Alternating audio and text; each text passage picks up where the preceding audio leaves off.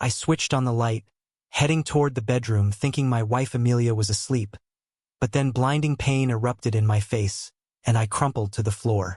Before I could even react, as I struggled to regain my bearings, I saw him emerge from the shadows. He loomed over me, his voice cold and threatening. "This is the end for you," he said. When I walked through the door that night, I expected it to be like any other evening. I had been working late again, another 14-hour day at the finance firm where my boss's motto was always, "If you're not exhausted, you're not working hard enough." Exhaustion had become my constant companion, but tonight relief was within reach. I was finally going to get some rest. The house was quiet, the lights dim. I assumed Amelia was already asleep, but as I flipped on the bedroom light, a shadow shifted, and I immediately knew something was horribly wrong. Before I could react, a fist collided with my face, sending me sprawling to the floor. Pain exploded through my skull, and my vision blurred. I struggled to focus as a figure stepped from the shadows, towering above me. "This is the end for you," he said again, his tone cold and deliberate. 6 years ago, I thought I had struck gold. Amelia and I met at a networking gala in Prague. She was magnetic, her dark curls framing a face that could have been on a magazine cover. At the time, she was studying architecture, and I was making a name for myself in investment banking. We bonded over our shared ambition and dreams of building something meaningful. She wanted to design the world's most beautiful buildings, and I wanted to fund them. Our life together seemed flawless. After we married, we moved into a stunning home in Vienna, filled with art and elegance. But as my career soared, I found myself overwhelmed with work. The late nights, constant travel, and endless deadlines started to take their toll. Amelia often told me she felt lonely, that I was married to my job. I tried to make up for it with weekend getaways and lavish gifts, but something always felt off. The spark we once had was dimming, and I couldn't figure out how to reignite it. It started subtly. Amelia had always been an open book, but now her phone was almost always in her hand. She'd step out of the room to take calls, laughing at messages she never showed me. When I asked about it, she'd brush it off, claiming it was just a group of friends. I wanted to trust her.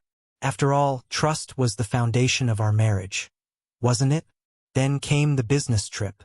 I was supposed to be in Zurich for 3 days, working on a major deal, but on the second day, my meeting wrapped up early, and I decided to surprise Amelia by coming home a day ahead of schedule.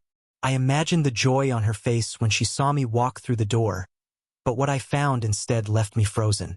The first thing I noticed as I pulled into the driveway was an unfamiliar black Audi parked out front. My heart sank.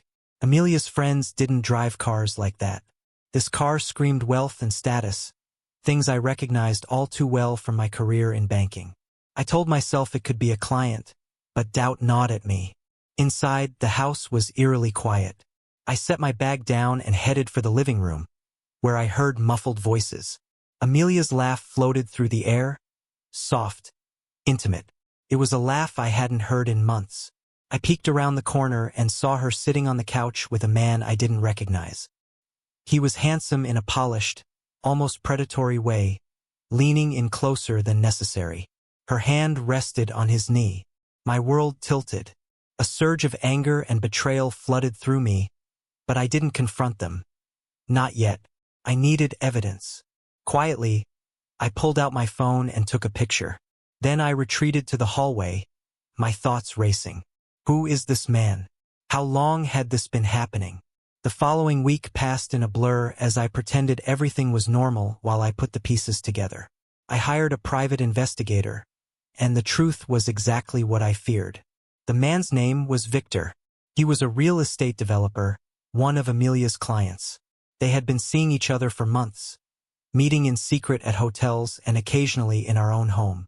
The investigator handed me a folder full of photos and text message exchanges.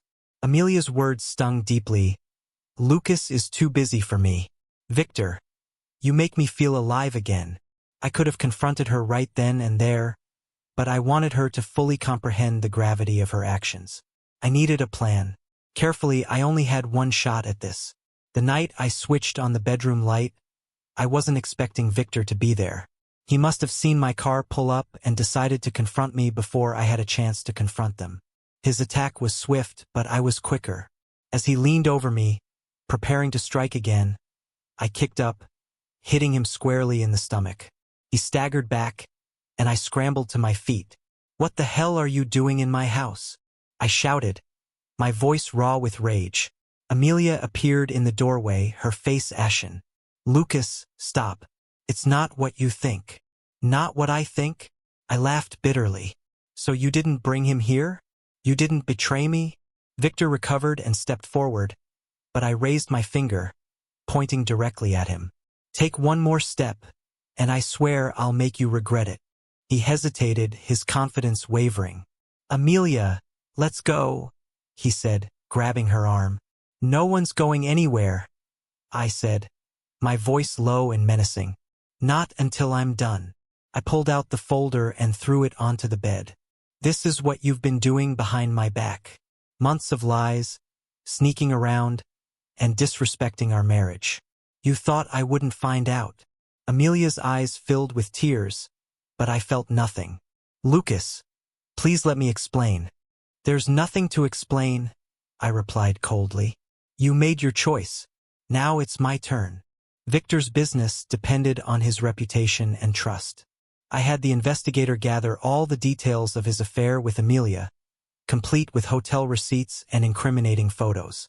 I sent the entire report anonymously to his top investors. Within days, his project started falling apart as clients withdrew their funding. Amelia's architectural firm prided itself on integrity, and I knew her affair would destroy her image. I leaked the details to the company's HR department, along with evidence that she had been using work hours and resources to meet Victor. She was suspended pending an investigation, her promising career teetering on the edge. The next day, I filed for divorce, armed with the evidence of her infidelity. The court ruled in my favor. I kept the house, the assets, and my dignity. Amelia was left with nothing but regret.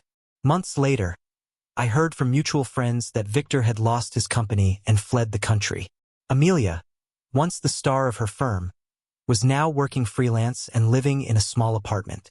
She had tried to reach out to apologize, but I never responded. I had nothing left to say to her. As for me, I found peace in rebuilding my life. I focused on my career, my health, and my happiness. The betrayal had shattered me, but it also taught me my worth. I deserved someone who valued loyalty and respect, and I wouldn't settle for anything less. The night I turned on that light, I thought my world was collapsing, but in truth, it was the start of something new. Sometimes, the people who betray us teach us the most important lesson of all: to walk away and never look back. Betrayal doesn't define you. How you rise from it does. And sometimes, the best revenge is realizing you didn't need them to be whole. Thank you for being part of this journey with me.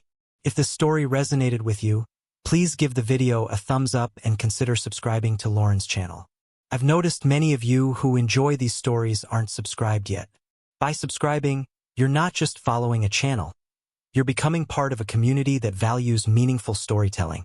Let's continue exploring these heartfelt journeys together. Don't forget to hit the notification bell so you won't miss our next story.